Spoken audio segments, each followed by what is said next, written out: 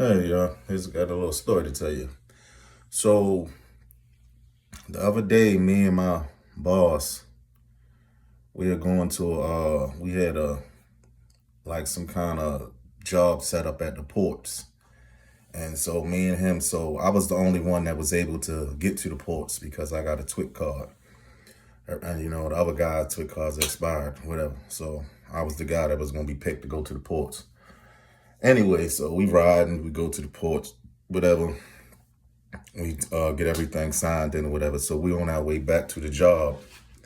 And as we on our way back, we ride. And so, my boss, he started talking about, first he started talking about all the immigrants and stuff that's coming over here and this and that, taking the jobs or whatever, this and that, this third.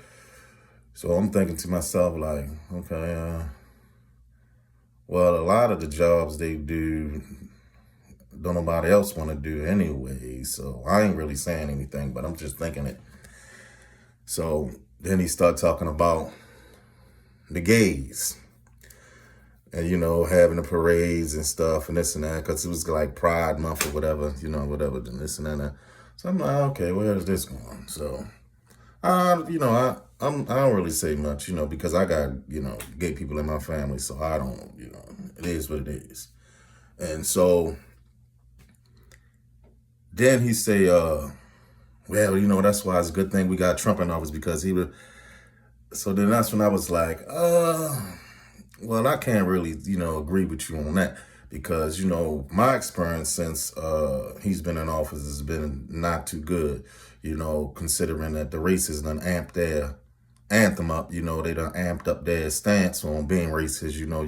You see a lot of, they just starting to come out of the woodworks now, because they feel empowered and entitled to, be racist now. Like, for instance, a guy with the UFC thing saying about Michelle Obama.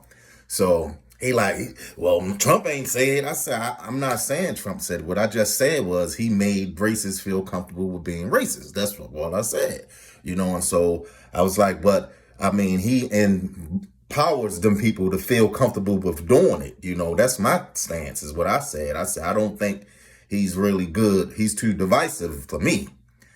So, my boss talking about, well, you don't understand where you get your news from, this and that. I said, man, look, I said, if he really, really cared, they wouldn't have came in effect with this old DUI thing, getting rid of the military general and all that, talking about DEI and all this old crap, because he was a black guy, but yet he got most of the guys on his Secretary of Defense is from Fox News. I mean, I'm like, come on.